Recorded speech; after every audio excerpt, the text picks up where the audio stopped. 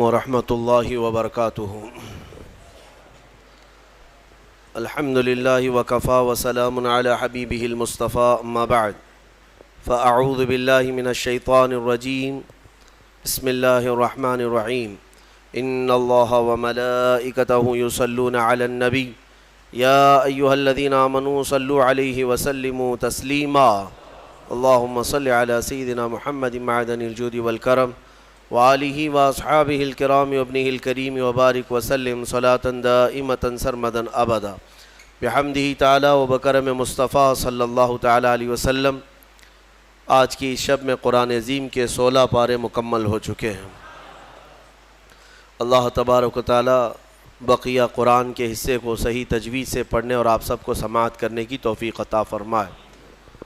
عزیزان گرامی، آج سورہ مریم کی اور سورہ طٰہٰ کی تلاوت آپ نے سماعت کیا ہے۔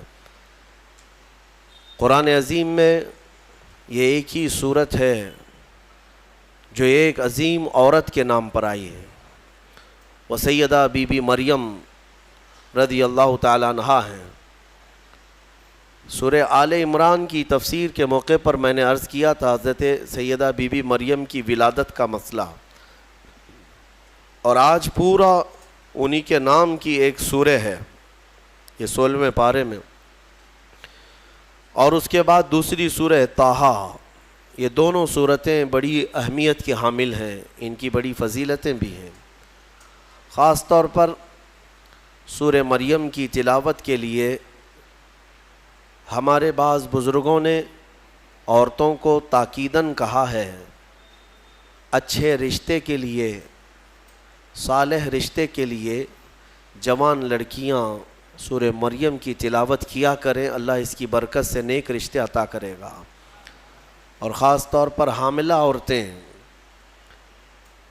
بچے کی ولادت سے پہلے آسانی وضع کے لیے، ولادت کی آسانی کے لیے سورہ مریم کی تلاوت کیا کریں۔ حضرت بی بی مریم نہایت ہی پاکیزہ خواتین میں ہیں، بلکہ دنیا کی سب سے پاک باز عورتوں میں آپ کا نام آتا ہے۔ آپ کی پرورش بیت المقدس میں ہوئی۔ جب آپ جوانی کو پہنچیں تو جوانی کو جب آپ آئیں تو ایک دن ایسا ہوا کہ جبرائیل امین علیہ السلام تشریف لائے اور یوں کہا کہ میں اللہ کی طرف سے تجھے ایک بیٹا دینے کے لیے آیا ہوں۔ حضرت بی بی مریم نے پکار کر کہا، مجھے بیٹا کیسے ہو سکتا ہے؟ انا یکون لی غلام ولم یمسسنی بشر ولم اکو بغیا۔ مجھے کیسے بچہ ہو سکتا ہے؟ آج تک مجھے کسی انسان نے چھوا بھی نہیں، کسی انسان نے مجھے، یعنی بلوغیت کے بعد کسی اجنبی مرد نے مجھے چھوا تک نہیں، ولم اکو بغیا، اور نہ ہی میں کوئی برے عادتوں والی عورت ہوں، تو مجھے بیٹا کیسے ہو سکتا ہے؟ تو جبرائیل امین نے کہا کہ میں تیرے رب کی طرف سے قاصد بن کر کے آیا ہوں، اور تیرا رب یہی چاہتا ہے کہ بغیر کسی انسان کے چھوئے تجھے اللہ ایک بیٹا عطا کرے۔ قال کذالک قال ربک هو علی ہین، اور حضرت جبرائیل نے کہا کہ مریم، یہ تمہارے رب کے لیے کوئی مشکل مسئلہ نہیں ہے، جو رب تعالیٰ بغیر ماں اور بغیر باپ کے آدم کو پیدا کر سکتا ہو، وہ صرف بغیر باپ کے ایک عیسیٰ کو کیوں نہیں پیدا کر سکتا؟ تو انہوں نے ایک پھونک ماری جبرائیل امین نے، فنفخت من روحی، نہیں، یہاں پر آیت ہے حضرت جبرائیل علیہ السلام نے ان کو پیغام سنایا کہ اللہ تعالیٰ کی طرف سے تمہیں ایک بیٹا ہوگا، اور ان پر ایک پھونک ماری اور حضرت بی بی مریم حاملہ ہو گئی۔ اسی لیے عیسیٰ علیہ السلام کا ایک لقب ہے، ان کو روح اللہ کہا جاتا ہے۔ روح اللہ کہا جاتا ہے کیوں؟ اللہ کی روح نہیں، یہ اللہ تبارک و تعالیٰ کے امر سے، حکم سے، صرف پھونک سے آپ پیدا ہوئے، صرف ایک پھونک سے۔ بی بی مریم جب حاملہ ہو گئیں، اب وہ گھبرانے لگیں. یہ تو پتہ ہے جی حضرت بی بی مریم کو معلوم ہے, ان کے رب کو معلوم ہے, لیکن دنیا کیا کہے گی, کیا لوگ ایسے ہی مان لیں گے؟ لیکن سارے لوگ حضرت بی بی مریم کی طہارت کو تو مانتے تھے, ان کی پاکیزگی کا سب لوگ اقرار کرتے تھے, لیکن جب آپ حاملہ ہو گئیں تو پھر اللہ تبارک و تعالیٰ کا حکم ہوا آپ کو کہ آپ آبادی سے یہ نکل جائیں, یہاں سے دور نکل جائیں. اور کھجوروں کا ایک باغیچہ ہے, اس میں وہ چلی گئیں جب ولادت کا وقت قریب آیا, اور اللہ تبارک و تعالیٰ نے انہیں وہاں جانے کا حکم دیا. اب وہاں جب وہ پہنچیں تو درد کی شدت تھی آپ کو بھی, اور حضرت بی بی مریم نے درد زہ میں جو الفاظ کہے وہ بھی قرآن میں آیا. فناداہا من تحتہا اللہ تحزنی قد جعل ربکی تحتکی سریا. وہ پکارنے لگیں اور یہ کہتی تھی یا لیتنی مت قبل ھذا وکنت نسیا منسیا, اے کاش میں اس سے پہلے مر گئی ہوتی. یہ درد جو ہوتا ہے نا بچے کی ولادت سے پہلے, یہ بہت شدید ہوتا ہے, اور عورتوں کو اسی کا اجر بھی دیا جاتا ہے.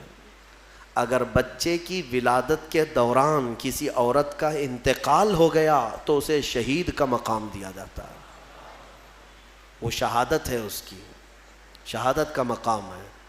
درد زہ کو, یہ جو ولادت کا درد ہوتا ہے عورتوں کو, بعض حکماء نے کہا ہے, کچھ حکیموں نے, کہ روح نکلنے کے وقت 40 ایسی بڑی ہڈیاں ہیں جس سے روح نکل جاتی ہے تو موت آ جاتی ہے.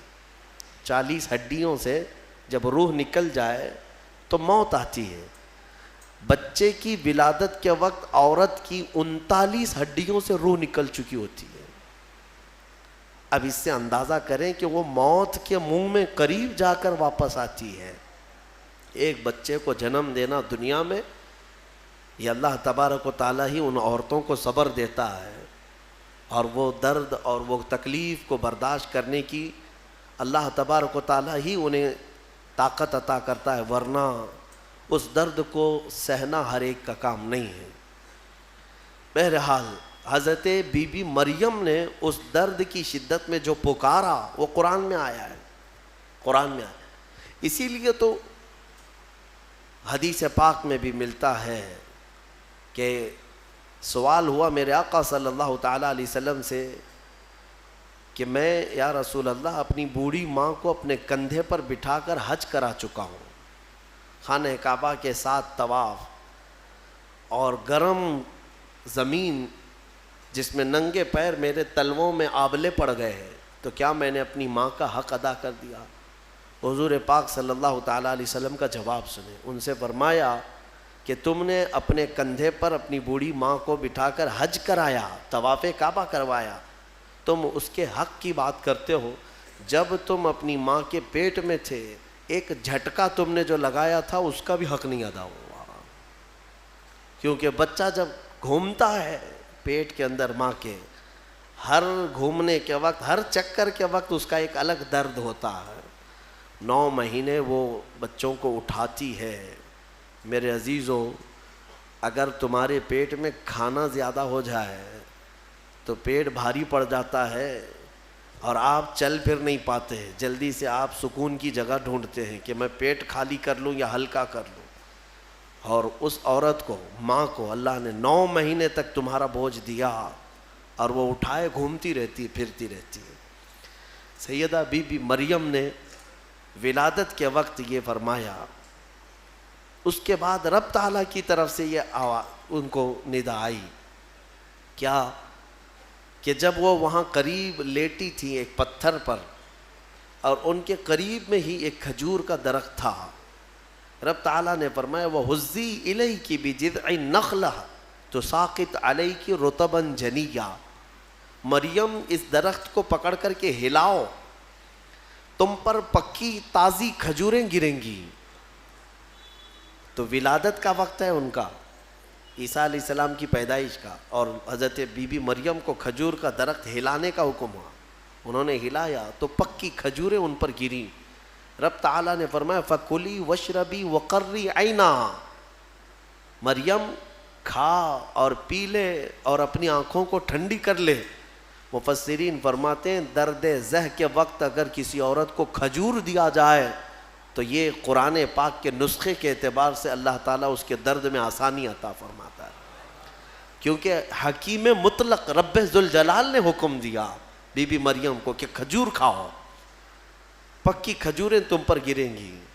تو کھجور کا حکم بھی ہے۔ ہمارے بزرگوں کے ہاں رواج تھا کہ ولادت کے وقت جب تکلیف زیادہ ہوتی تو وہ کچھ کھجوریں لا کر کسی امام کے پاس، عالم دین کے پاس لاتے کہ کچھ دم کر کے دے دیں کہ گھر میں ولادت ہونے والی ہے۔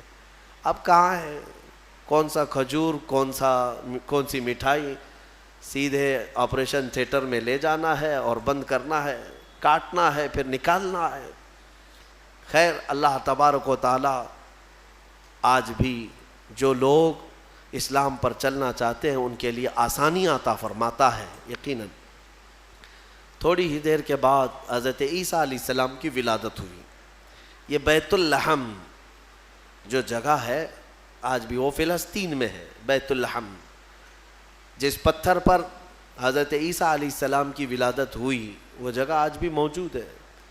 پھر وہاں سے حضرت بی بی مریم نے اپنے بچے کو اٹھایا، کوئی نہیں تھا وہاں پر، ان کے حمل سے لے کر ولادت تک کوئی بھی قریب نہیں آیا اور نہ زندگی میں کبھی ان کو کسی نے چھوا۔ آپ نے گود میں اٹھایا، اب کیا کریں گی، بچہ آ گیا ہے۔ رب تعالیٰ نے فرمایا فَإِمَّا تَرَئِنَّ مِنَ الْبَشَرِ أَحَدًا فَقُولِي إِنِّي نَذَرْتُ لِلرَّحْمَنِ صَوْمًا فَلَنْ أُكَلِّمَ الْيَوْمَ إِنسِيًّا۔ مریم اب اپنی بستی کی طرف جاؤ گی، اگر کوئی انسان تمہیں نظر آئے، لوگ اگر نظر آئیں تو بات مت کرنا کسی سے، ان سے کہنا آج میں نے چپ رہنے کا روزہ رکھا ہے۔ ہاں، اس شریعت میں ہوا کرتا تھا چپ کا روزہ، خاموشی کا روزہ، کہ دن بھر خاموش رہنے کا بھی روزہ ہوا کرتا تھا۔ اب یہ بھی کیسے بتائیں گی، وہ اشارے سے۔ اس زمانے میں ہوتا تھا جب کوئی خاموشی کا روزہ رکھتا تو وہ اشاروں سے بات کرتا، سامنے والا سمجھ جاتا آج اس کا خاموشی کا روزہ ہے۔ کاش یہ روزہ اور بھی ہمارے ساتھ ہوا کرتا، لیکن اس شریعت میں ہمارے ہاں چپ کا روزہ نہیں ہے، خاموشی کا روزہ نہیں ہے۔ میں تو یہ سوچتا ہوں کم سے کم عورتوں کے لیے تو ہو جاتا۔ خاموشی کا روزہ بڑا ثواب ہے، وہ بہت بڑی غلطیوں سے، گناہوں سے بچ جاتی۔ آپ کو اندازہ نہیں ہے، میرے آقا صلی اللہ علیہ وسلم نے زبان کو یوں 2 انگلیوں سے پکڑ کر کے فرمایا تھا، پکڑ کر کے، تمہارے 2 جبڑوں کے بیچ میں گوشت کا ایک ٹکڑا ہے، حضور نے فرمایا کہ یہ انسان کو جنت میں بھی لے جاتا ہے اور دوزخ میں بھی لے جاتا ہے۔ ہاں، اور پھر ایک حدیث پاک ہے، حضور فرماتے ہیں 2 جبڑوں کے بیچ میں ایک گوشت کا ٹکڑا زبان، 2 رانوں کے بیچ میں ایک گوشت کا ٹکڑا شرمگاہ، جس نے ان 2 چیزوں کی حفاظت کی ذمہ داری لے لی، میرے آقا فرماتے میں اسے جنت میں لے جانے کی ضمانت دیتا ہوں، جنت میں لے جانے کی ضمانت دیتا ہوں۔ یہ 2 چیزوں کی اگر کوئی حفاظت کر لیا۔ خیر، حضرت بی بی مریم اپنے بچے کو لے کر کے آئیں، لوگ دیکھنے لگ گئے کہ مریم ہے اور اس کی گود میں بچہ ہے، تو ظاہر سی بات ہے قوم کا جو رویہ ہوتا ہے، سیدھے پکار کر کہنے لگے یا اخت ہارون ما کان ابوک امرأ سوء وما کانت امک بغیہ، اے مریم یہ کیا کر لیا تو نے۔ اخت ہارون جو ہے اس وقت سب سے پاک عورت کو کہا جاتا تھا، اخت ہارون لقب کے طور پر حضرت بی بی مریم کو انہوں نے پکارا۔ نہ تمہارے باپ برے تھے نہ تمہاری ماں بری تھی، یہ تو نے کیسے کر لیا، یہ بچہ تیری گود میں کیسے آیا۔ فاشارت الیہ، انہوں نے اشارہ کیا اپنے بچے کی طرف، کیونکہ اللہ تعالیٰ کا حکم تھا اگر کوئی بات کرے تو بات مت کرنا، اپنے بچے کی طرف اشارہ کر دو۔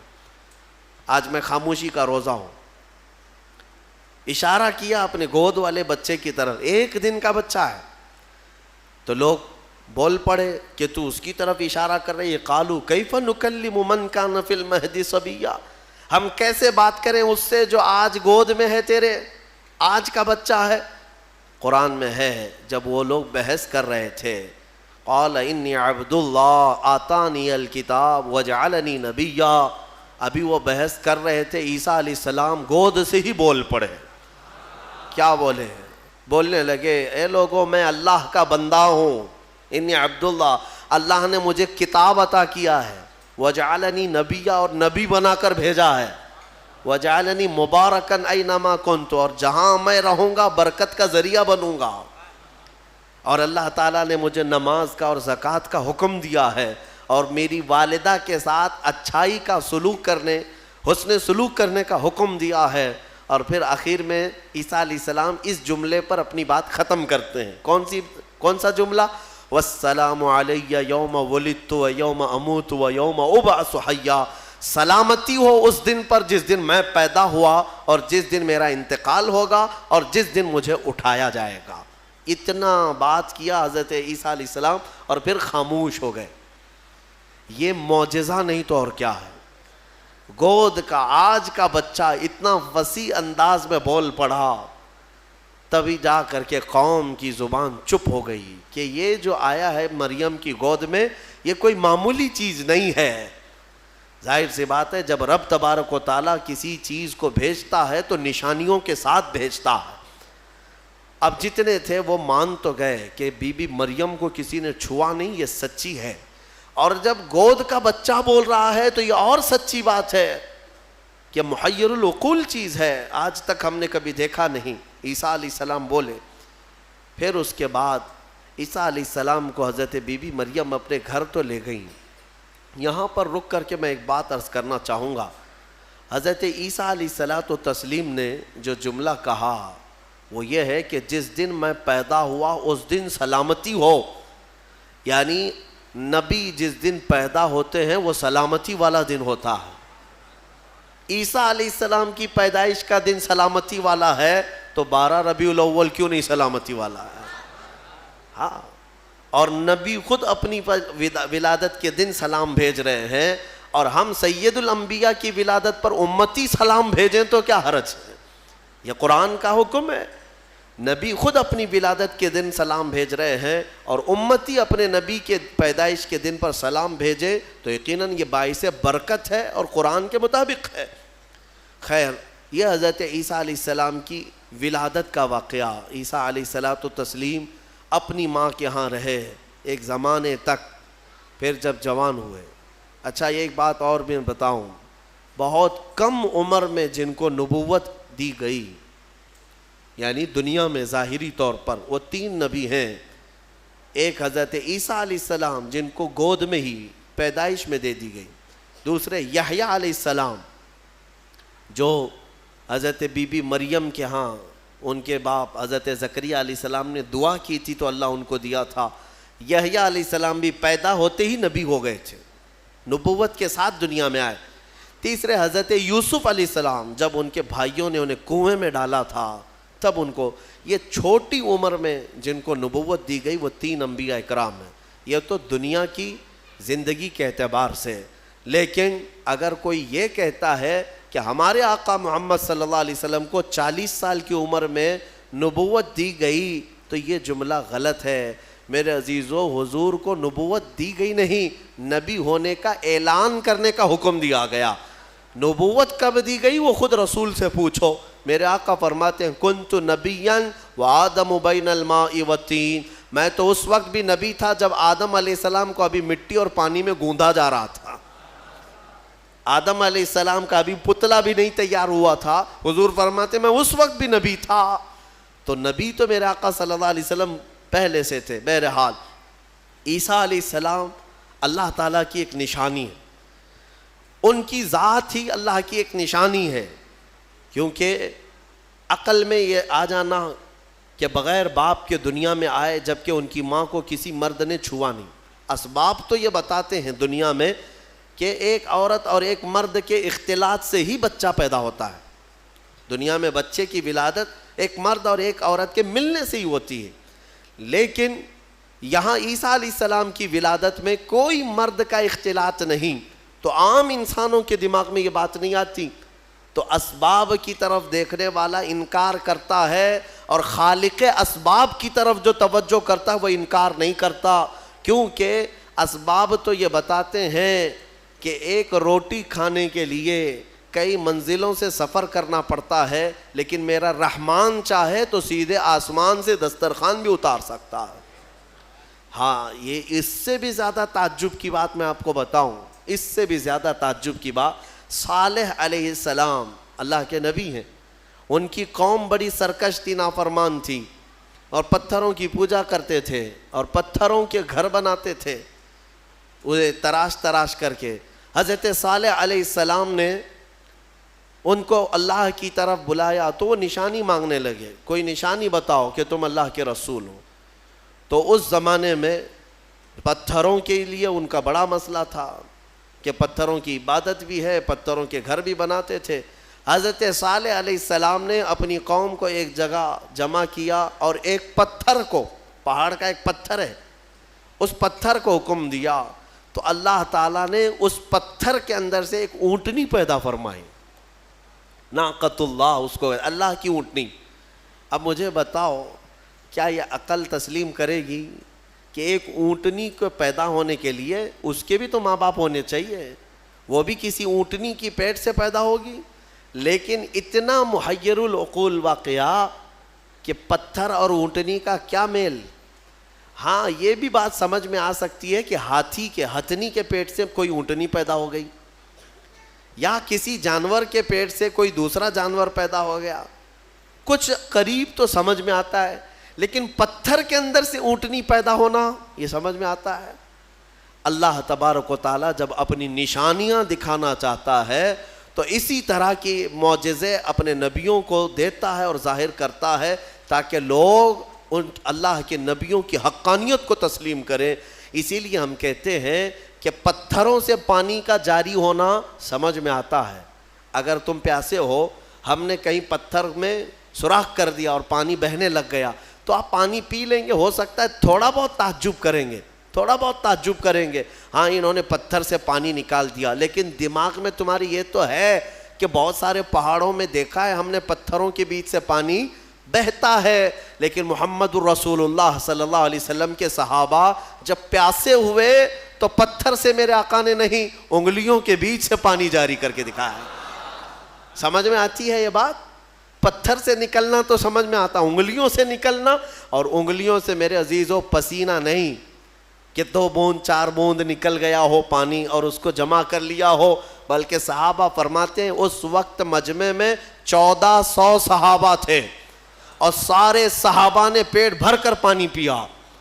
پنجاب رحمت حضور کی انگلیوں سے جو نکلے اس پانی سے سارے صحابہ 1400 صحابہ نے پانی پیا، اپنے مویشیوں کو، جانوروں کو پلایا، اپنے برتنوں میں اور اپنے مٹکوں میں سب بھر بھی لیا۔ اور صحابی فرماتے ہیں اس وقت اگر ہم 10,000 بھی ہوتے تو وہ پانی کم نہ ہوتا، اس سے زیادہ کی تعداد بھی ہو۔ یہ جو معجزے ہیں اللہ تبارک و تعالیٰ کے، نبیوں کے لیے دیے جاتے ہیں، اور یہ نشانیاں حضرت عیسیٰ علیہ الصلاۃ والتسلیم اللہ رب العزت کی کھلی نشانی تھے۔ اب آگے میں بتاتا ہوں، ایک تو ان کی پیدائش ہی نشانی ہے، ان کی ولادت ہی ایک نشانی ہے، لیکن جب آپ جوان ہوئے اور لوگوں کو اللہ کی طرف بلائے، ایک خدا کی دعوت، اس کے باوجود لوگ نشانیاں پوچھتے رہے، کیونکہ وہ یہودیوں کی جماعت میں آئے تھے۔ بنی اسرائیل میں حضرت عیسیٰ علیہ السلام پیدا ہوئے، اس وقت یہودی تھے، اور یہودی نافرمان قوم اکثر نبیوں کو جھٹلایا کرتے، یہاں تک کہ نبیوں کا قتل بھی کرنے میں ان کا بڑا ہاتھ رہا ہے۔ یہودیوں نے تقریباً 10,000 نبیوں کو قتل کیا ہے۔ ہاں، ہم اللہ کے نبیوں کو، قرآن صاف کہتا ہے وَيَقْتُلُونَ النَّبِيِّينَ بِغَيْرِ حَقٍّ وَيَقْتُلُونَ الْأَنْبِيَاءَ بِغَيْرِ حَقٍّ، ناحق یہ نبیوں کو قتل کیا کرتے تھے یہ یہودی، کیونکہ ان کی طبیعت کا اگر مسئلہ نہیں ملتا تو نبی کو مار دیتے، ان کو اپنی طبیعت کا مسئلہ چاہیے ہوتا، شریعت ان کو ویسی چاہیے جیسا وہ چاہیں۔ انبیاء کرام علیہ السلام کوئی کمپرومائز کرنے کے لیے نہیں آتے، وہ حق کے داعی ہوتے ہیں، حق کے داعی ہوتے ہیں۔ بہرحال حضرت عیسیٰ علیہ السلام جب جوان ہوئے تو آپ کو پھر سے نشانیاں پوچھی گئیں کہ آپ اللہ کے رسول ہیں، آپ اللہ کے نبی ہیں، کوئی نشانی؟ اب اللہ تعالیٰ نے آلریڈی ان کی ولادت ایک نشانی ہے، پھر ان کو معجزے عطا کیے۔ کون کون سے معجزے؟ عیسیٰ علیہ السلام کو 3 معجزے اور دیے گئے، 3 معجزے۔ وہ کیا تھے؟ عیسیٰ علیہ السلام خود اپنی زبان میں فرماتے ہیں، جس کو قرآن میں اللہ تبارک و تعالیٰ نے بیان فرمایا کیا ہے؟ احیی الموتى باذن اللہ، ابرئ الاکمہ والابرص واحیی الموتى باذن اللہ. اور ایک ہے وانبئکم بما تاکلون وما تدخرون فی بیوتکم. 3 معجزے. توجہ چاہتا ہوں، عیسیٰ علیہ السلام کو 3 معجزے دیے گئے. پہلا معجزہ، کوڑ کی بیماری والے، سفید داغ والے کوئی بھی بیمار آئیں، عیسیٰ علیہ السلام اپنا ہاتھ رکھتے تو صحیح ہو جاتا. ابرئ الاکمہ والابرص، کوڑ والا، سفید داغ والا، یہ بیمار اگر حضرت عیسیٰ علیہ السلام کے پاس آتا تو آپ اس کو ہاتھ پھیر دیتے تو اس کی بیماری ختم ہو جاتی. دوسرا معجزہ، وَأُحْيِي الْمَوْتَى بِإِذْنِ اللَّهِ، کہتے ہیں کہ میں مردوں کو اللہ کے حکم سے زندہ کر دیتا ہوں.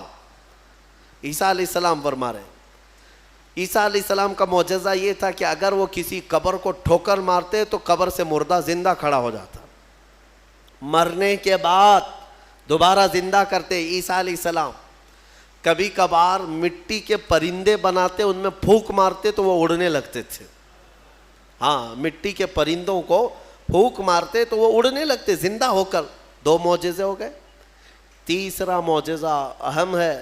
عیسیٰ علیہ السلام فرماتے ہیں وَأُنَبِّئُكُمْ بِمَا تَأْكُلُونَ وَمَا تَدَّخِرُونَ فِي بُيُوتِكُمْ، تم اپنے گھروں میں بیٹھ کر جو کچھ بھی کھاتے ہو اور جمع کرتے ہو، عیسیٰ علیہ السلام فرماتے میں یہیں بیٹھ کر کے سب بتا دیتا ہوں، ساری چیزوں کی میں خبر دیتا ہوں. عیسیٰ علیہ السلام کا معجزہ یہ تھا کہ تم اپنے گھروں میں جو کھاتے ہو، جمع کرتے ہو، سب کی خبر عیسیٰ علیہ السلام کو ہے. یہ ظالم نادان جو میرے نبی کے علم غیب کا انکار کرتے ہیں، قرآن پڑھا بھی ہے کہ نہیں پڑھا؟ عیسیٰ علیہ السلام جو بنی اسرائیل کے نبی ہیں، جو بعد میں حضور کی امت میں آئیں گے آسمانوں سے، اور آئیں گے حضور کی امت، حضور پاک صلی اللہ تعالیٰ علیہ وسلم کی امت میں رہیں گے. اب اندازہ کرو، انہیں اللہ تعالیٰ نے اتنا علم غیب دیا تو کیا میرے رسول کو غیب کا علم نہیں ہوگا؟ ہمارا تو عقیدہ یہی ہے، ہمارا موقف یہی ہے. میرے آقا مدینے میں ہو کر ہماری مسجد کا بھی ملاحظہ فرما رہے ہیں.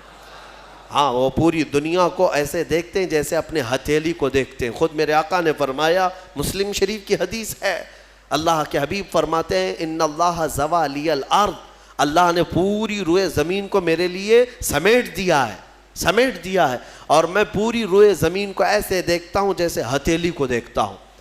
3 معجزے ہیں عیسیٰ علیہ السلام کی، یاد رکھیے گا. اب میرا سوال بھی سن لیجئے توجہ کے ساتھ. ایک ہے وہ کوڑ کی بیماری اور برس کی، سفید داغ کی بیماری والے کو ہاتھ رکھتے تو کیا ہو جاتا؟ صحیح ہو جاتا. حاضر ہے آپ کا دماغ؟ بہت اہم چیز. دوسری چیز ہے مرے ہوئے آدمی کو ٹھوکر مار کر زندہ کر دیتے تھے. چلے 2 ہی پر ہم بات کرتے ہیں. یہ بیماریوں سے شفا دینا کس کا کام ہے؟ عقیدہ تو یہی ہے نا، اللہ کا کام ہے. پھر سوال تو یہاں ان لوگوں کے لیے بھی بن پڑتا ہے جب ہم اپنے مصطفیٰ کے لیے کہتے ہیں یا رسول اللہ شافی و نافی ہو تم، وافی و کافی ہو تم، درد کو کر دو دوا، تم پہ کروڑوں درود. ارے یہ بریلوی شرک کر رہا ہے. رسول کو کہہ رہا ہے شافی ہیں، رسول کو کہہ رہا ہے کافی ہیں. رسول شفا دیں گے؟ جب ہم درود تاج میں پڑھتے ہیں دافع البلاء والوباء والقحط والمرض والالم، ہمارے رسول بلاؤں کو دفع کرنے والے، وباؤں کو دفع کرنے والے، درد کو دور کرنے والے، ہر کرب سے آزاد کرنے والے. ہم پڑھتے ہیں درود میں تو اس پر کچھ لوگوں کا پیٹ درد ہوتا ہے اور کہتے ہیں کیسے تم رسول کو کہہ رہے ہو کہ وہ بیماریوں سے دور کرنے والے ہیں، وہ کیسے دور کر سکتے ہیں؟